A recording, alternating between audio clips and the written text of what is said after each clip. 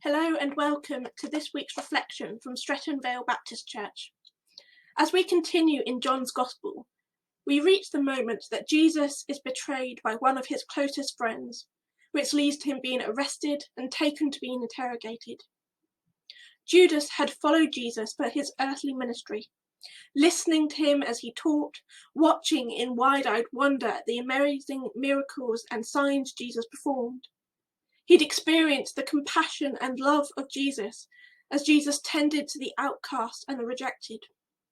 And in the midst of all of this, Judas chooses to respond to everything Jesus offers with betrayal, a betrayal so grievous that it leads to his torture and death on a cruel cross. Why? Why does Judas respond to Jesus like this? What can we learn about Jesus' grace, love and mercy by the way he responds to Judas' betrayal? And what does it mean for how we should live our lives? So let's read our passage, which is from John 18, verses 1 to 14. After Jesus had spoken these words, he went out with his disciples across the Kidron Valley to a place where there was a garden, which he and his disciples entered. Now Judas, who betrayed him, also knew the place, because Jesus often met there with his disciples. So Judas brought a detachment of soldiers together with police from the chief priests and the Pharisees, and they came there with lanterns and torches and weapons. Then Jesus, knowing all that was to happen to him, came forward and asked them, "Whom are you looking for?" They answered, "Jesus of Nazareth." Jesus replied, "I am he." Judas, who betrayed him, was standing with them. When Jesus said to them, "I am he," they stepped back and fell to the ground. Then again Jesus asked them, "Whom are you looking for?" And they said, "Jesus of Nazareth." Jesus answered, "I told you that I am he. So if you are looking for me, let these men go." This was to fulfill the word that he had spoken. "I did not lose a single one of those whom you gave me." Then Simon Peter, who had a sword, drew it, struck the high priest's slave, and cut off his right ear.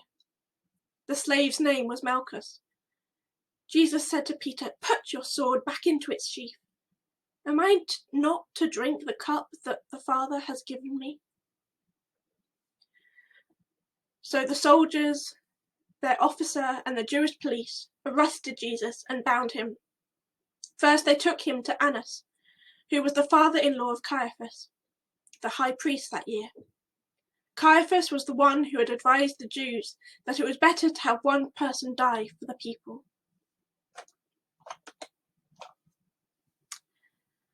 So our passage begins after Jesus has finished teaching his disciples and praying to his Father. He led them to a garden in the Kidron Valley, which we know from the other Gospels was called the Garden of Gethsemane. John tells us that Jesus often went to this place with his disciples. This was a familiar and supposedly safe place for the disciples to retreat to, probably a place that they had fond memories of. And so they are led to this place, presumably with barely any idea of what would take place next. Judas knew Jesus well enough to know where Jesus would be and to lead the chief priests, the Pharisees, the armed soldiers, and the police straight to him. Think about that for a moment. You have to know someone pretty well to know their routines and habits, to be able to pinpoint where they would go and when. Clearly, Judas knew Jesus well enough to find him easily. Yet despite this knowledge of Jesus, Judas chooses to betray him to his death. How does our knowledge of Jesus affect the way we behave, both towards God and also towards other people? Clearly, Judas did not allow Jesus to impact the values and the core principles of his life, because he chose the path of greed and betrayal instead of the path of life and love? How is Jesus influencing the way we live our lives? Judas chose his path, at least in part because while he knew Jesus, or at least knew of or about Jesus, he didn't understand him or believe in him. This becomes evident when we read that Judas came with armed forces, preparing for a fight in which they would need to overwhelm Jesus with military power. Judas didn't understand Jesus enough to realize that Jesus was following his Father's plan, and that included his arrest, death, and resurrection. The way Jesus' enemies approached him to arrest him showed how very little they understood about who Jesus was. Judas clearly did not realize or believe that Jesus is truly the Son of God, because surely if he had, he would not have expected to be able to capture Jesus by force using earthly weapons. If Jesus had wanted to escape from his enemies, he would have had so many opportunities. He knew about the plot to kill him way in advance, and yet he did not run from it. Jesus knew that if he went to Jerusalem, he would be killed, and still he went. He knew that Judas was going to betray him, and yet still he let Judas leave him to see the Pharisees. Jesus knew that Judas would lead them to the Garden of Gethsemane, and yet still that is where he went. When the forces approached, Jesus could have slipped away into the darkness of the night. And even in that moment, when his captors had arrived and he was right in front of them, Jesus could have fought against them, calling down the wrath of God upon them. And yet, Jesus peacefully approached them and engaged them not in violence, but in conversation, before offering himself up to be captured. And it is clear that had he wanted, Jesus could have fought them off. The mere mention of who he is, had the guard stepping back and falling to the ground, as the power and wonder of Jesus, fully man and fully God, says, "I am he," which in the Greek would have just been the words, "I am." So the idea of bringing weapons against the one who could cause people to fall to the ground by speaking his name is quite frankly ridiculous. And so when Simon Peter attempts to fight on Jesus' behalf, Jesus is quick to rebuke him. "Put your sword back into its sheath. Am I not to drink the cup that my Father has given me?" It's pretty evident that Jesus walked into this voluntarily. He could have run, he could have fought, but he didn't. Judas did not understand that Jesus was motivated by unearthly love. Love for his Father and love for the world.